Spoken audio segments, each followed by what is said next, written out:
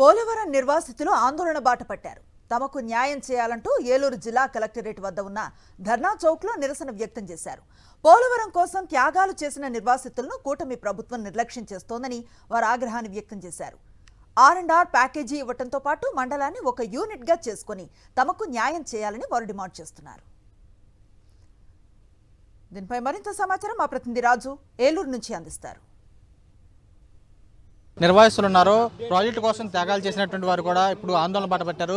Sir చెప్పండి, మీరు already project కోసం త్యాగాలు చేశారు. ఇక్కడికి చూస్తే కనుక ఈరోజు ప్రధాన ధర్నాలు చేయడం గల కారణం ఏంటి? మా త్యాగాలు చేశారనే చెప్తున్నాయి తప్ప గవర్నమెంట్లు మమ్మల్ని ఏమీ గుర్తించట్లేదండి.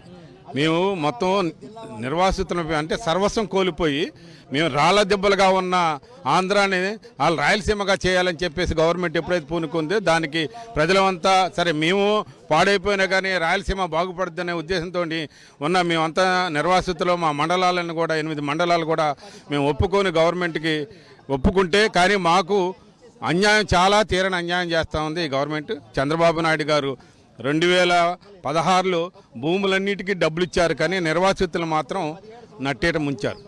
అసలు కాంటూరు లెక్క లేకుండానే మొత్తం మునిగిపోయినాయి. మేమనేది ఎందుకనే మొత్తం అది మునిగిపోయింది కాబట్టి మొత్తం మండలాలన్నీ 2 మండలాలను కూడా యూనిట్ తీసుకొని చేయాలని చెప్తాను. 41 కాంటూర్లో 2 అంశాలు ఉన్నాయండి, వైరుధ్యాలు. ఒకటి, ఇంతకుముందు ప్రభుత్వం 41 కాంటూర్లోనే మేము పరిమితం చేస్తున్నాం అనేది అనకుండానే అన్నారని చాలా పెద్ద వివాదం లేచింది. కాదు 45 కాంటూర్లో నిర్మించాలని అన్నారు. మరి ఇప్పుడు వీళ్ళు 41 కాంటూర్లో వేయడం అంటే అర్థం ఏంటి? ప్రాజెక్ట్ని 41 కాంటూరు పరిమితం చేస్తారా? అది ఒకటి చెప్పాలి. రెండోది, ఏ కాంటూర్ అన్నా పెట్టుకోండి, అక్కడ మునుగుతున్న ప్రజానేకం మన వరద గోదావరి చెప్పింది 41 కాదు 45 కాదు, మండలాలంతా మునిగిపోయింది. కాబట్టి అందరికీ పరిహారం ఇవ్వాలి. 18 ఏళ్ళ నిండిన వాళ్ళకి కూడా కట్ ఆఫ్ డేట్ దాన్ని పరిశీలన చేసి వాళ్ళందరికీ కూడా ప్యాకేజ్ ఇవ్వాలనేది మా డిమాండ్. వాళ్ళు 7 ఏళ్ల క్రితం పోలవరం గట్టు మీద దాదాపు 100 రోజుల పాటు రిలే నిరాహార దీక్షలు చేసి చివరాఖరికి ప్రాజెక్టు పనులు కూడా అడ్డుకున్నారు. అప్పుడు మాత్రమే వాళ్ళు వచ్చి పరిశీలన చేశారు. ఏమిటి వాళ్ళ సమస్య అంటే విచిత్రం, వాళ్ళకి కాలనీ హ్యాండ్ ఓవర్ చేసి 1.5 సంవత్సరం అయింది, వాళ్ళకి మొత్తం కాలనీలన్నీ కారిపోతున్నాయి. ఆఖరికి చచ్చిపోయిన శవాన్ని పాతి పెట్టుకోవడానికి శ్మశానం లేదు. శ్మశానం ఉంది పలానా పొలం దగ్గరికి వెళ్ళమంటే అక్కడున్న రైతు ఈ పొలంలో అడుగు పెడితే కాళ్ళు ఎరగొడతానని అన్నాడు. ఆ రకంగా పూడ్చుకోవడానికి అవకాశం లేదు. అలాగే ఇంటికో ఉద్యోగం అన్నారు, ఎవరికి ఉద్యోగం ఇవ్వలేదు. అలాగే 18 ఏళ్ళ నిండిన వాళ్ళకి మిగిలిన వాళ్ళకి తర్వాత డబ్బులు ఇస్తాం మీరు వెళ్ళిపోండి అని అన్నారు, వాళ్ళు ఎవరికి ఇవ్వలేదు.